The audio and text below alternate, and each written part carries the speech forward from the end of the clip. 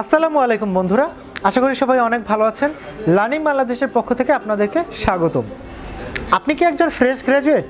মাত্র গ্র্যাজুয়েশন শেষ করেছেন, কোথায় কিভাবে অ্যাপ্লাই করবেন এই নিয়ে ইনডিসিশনে ভুগছেন? কোন সেক্টরে ক্যারিয়ার করতে চান সেই নিয়ে ইনডিসিশনে ভুগছেন? কিভাবে একটা সিভি তৈরি করতে হবে সেটা নিয়ে আপনি ইনডিসিশনে ভুগছেন? সিভি না রেজুমি, কোনটা তৈরি করবেন, কিভাবে তৈরি করবেন, কোন ডকুমেন্টে কি কন্টেন্ট দিবেন সেগুলো নিয়ে কি আপনার কোনো গাইডলাইনের অভাব? তাহলে এই কোর্সটিতে আপনার জন্য আসলে সব রকমের সমাধান রয়েছে। প্রথমে আমরা দেখব, আপনি যদি আপনার গ্র্যাজুয়েশন যদি কমপ্লিট হয়ে থাকে তাহলে আপনার সামনে অনেকগুলো অপশন চলে আসে।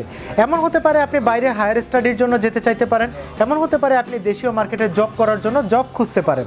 যখন আপনি হায়ার স্টাডির জন্য বাইরে অ্যাপ্লাই করবেন তখন আপনার লাগবে সিভি, যখন আপনি দেশে জবের জন্য অ্যাপ্লাই করবেন তখন আপনার লাগবে রেজুমি। সো টোটাল কোর্সের ভিতরে আমরা আপনার একটা সিভি কিভাবে তৈরি করতে হয়, সেখানে কি কি কন্টেন্ট থাকতে হবে, একজন ফ্রেশারের রেজুমি কিভাবে তৈরি করতে হবে, জবের জন্য সে কিভাবে অ্যাপ্লাই করবে, এই টোটাল বিষয়গুলো নিয়ে আমরা আলোচনা করব। ফ্রেশারদের আরেকটা কনফিউশন থাকে, আমার সিভিতে তো কোনো এক্সপিরিয়েন্স নাই, আমি তো কখনো জব করিনি, বিভিন্ন জায়গায় সার্কুলারে তো এক্সপিরিয়েন্স চাই, আমার কোনো এক্সপিরিয়েন্স নাই, তাহলে আমি এই এক্সপিরিয়েন্সগুলো কিভাবে দিব?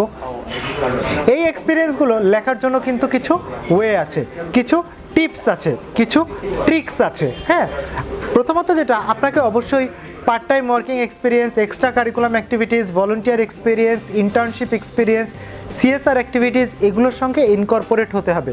বাট এই জিনিসগুলো কিভাবে আপনি সিভিতে সাজাবেন, কিভাবে কন্টেন্টগুলো সাজাবেন, কিভাবে সিকোয়েন্স সাজাবেন, এই টোটাল ব্যাপারগুলো নিয়ে প্রত্যেকটা কম্পোনেন্ট সম্পর্কে আমরা কিন্তু ডিটেইল আলোচনা করব লার্নিং বাংলাদেশের এই কোর্সটাতে। সো আর দেরি না করে এখনই ক্যাপশনে উল্লেখিত নাম্বারে এবং লিঙ্কে ক্লিক করুন এবং কোর্সের জন্য রেজিস্ট্রেশন করে নিন।